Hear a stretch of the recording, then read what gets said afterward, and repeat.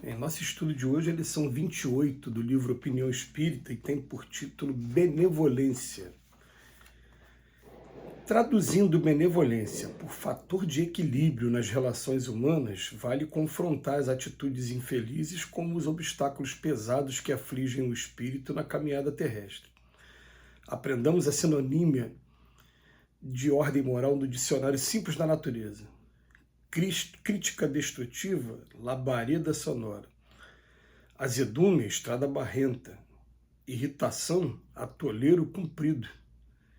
Indiferença, garoa gelada. Cólera, desastre à vista.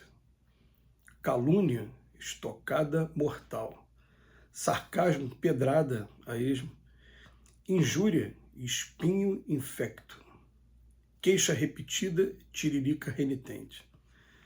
Conversa desnecessária, vento inútil. Preconceito, fruto bichado. Gabulice, poeira grossa. Lisonja, veneno doce. Engrossamento, armadilha pronta. Aspereza, casca espinhosa. Pornografia, pântano aberto. Despeito, serpente oculta. Melindre, verme dourado. Inveja, larva em penca. Pessimismo, chuva de fel. Espiritualmente somos filtros do que somos. Cada pessoa recebe aquilo que distribui.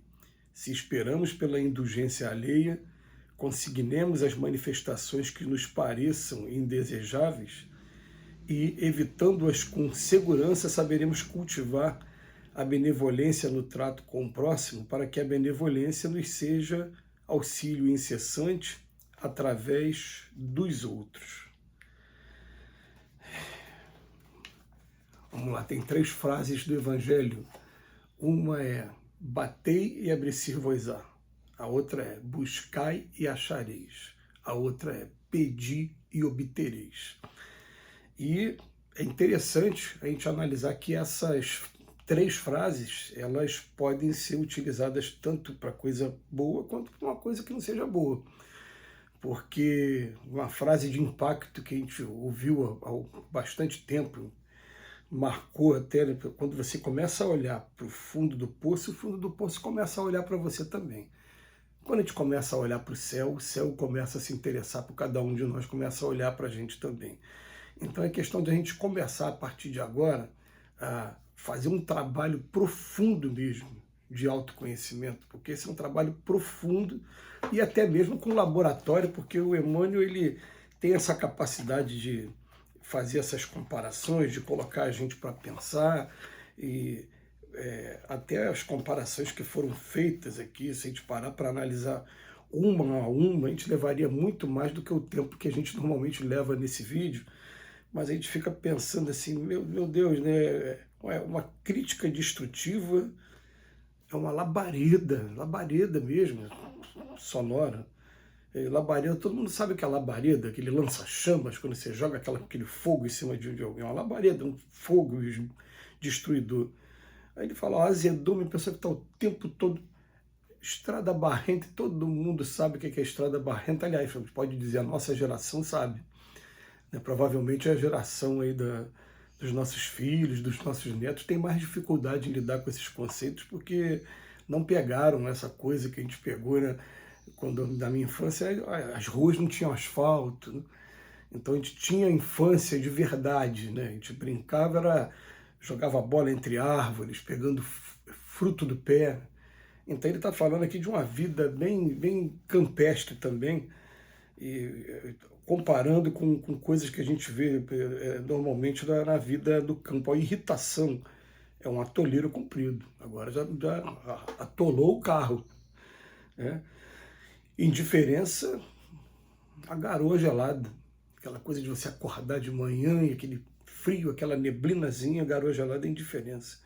É muito legal a gente ver, né, a preocupação, né, o Emmanuel, cada palavra dessa, ele ter tido a preocupação de fazer uma comparação com a gente, e algumas comparações, por exemplo, queixa repetida, é uma tiririca renitente, aquela mosca que fica aqui o tempo todo, você quer, sai daqui, a mosca está em cima de você, está sendo uma uma queixa repetida.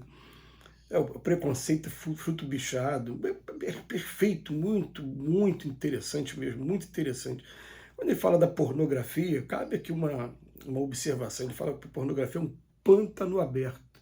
Você vai se atolar, você vai se sujar. Por que não, gente? É porque pornografia, a gente poderia dizer que sexo é uma coisa, pornografia é outra. Sexo foi uma coisa criada por Deus, tem aí a sua função e tem não só função procriativa, mas principalmente terapêutica, né? De cada um de nós, aí, do ponto de vista emocional e do ponto de vista psicológico. Agora já o que se chama pornografia, para a gente ter uma ideia, né? Foi feita uma pesquisa, uma vez científica, na Universidade de Harvard, e uma coisa simples que fizeram. A gente tem até acesso até essa pesquisa, se a gente procurar aí nas redes sociais. Pegaram um grupo de jovens, eram 30 jovens, se eu não me engano, e tiraram o sangue deles, fizeram as medidas, né? Principalmente em cima de uma taxa de imunoglobina. E descobriram que quando passava filmes edificantes, filmes de amor, a taxa de hemoglobina daqueles que saíam do cinema, que o sangue era tirado antes do filme e depois do filme, estava maior. E, curiosamente, quando era filme de guerra, de violência e de pornografia, a taxa de imunoglobina caía. Aí eu fiquei pensando, mas por que a taxa de hemoglobina caiu durante um filme de pornografia? A gente vai fazer uma assimilação. Violência. Ali não tem nada de amor. Ali tem o que existe de mais vil, de mais banal em matéria de sensualidade. Para quem já teve a oportunidade de acessar qualquer coisa, hoje em dia é muito difícil encontrar alguém que nunca tenha tido, né, acesso a alguma coisa naquilo ali. Aí depois ele fala despeito a uma serpente oculta, enfim, mas o objetivo do texto é querer chamar a atenção da gente para benevolência, porque a mensagem final é a mensagem que fica para a gente. Fala, se esperamos pela indulgência alheia, esperamos que as pessoas comecem o que é a indulgência? Ter a paciência com os nossos defeitos, proteger a gente a si mesmo, mesmo com os nossos defeitos, porque isso é indulgência. A indulgência é que normalmente a gente faz com pessoas que a gente ama de verdade, são os nossos amigos. Um filho, por exemplo, é onde a gente usa de mais indulgência. A diferença da indulgência para o perdão é essa, que a indulgência não precisaram pisar no meu pé, não. É só convivendo com a pessoa, eu conheço os defeitos e as qualidades dele. Então, eu protejo. Se eu quero indulgência, consignemos as manifestações que nos pareçam indesejáveis, todas essas aqui para a gente ler com calma, porque fatalmente aqui no mundo de expiações e provas, todo mundo já passa por isso, por pessimismo, por tudo que a gente leu aqui, todas essas palavras, inveja, melindre, despeito, todo mundo passa. E evitando-as com segurança, saberemos cultivar a benevolência, porque a gente vai perceber o seguinte, que tudo aqui que a gente leu vai trazer algum inconveniente para quem está próximo de mim.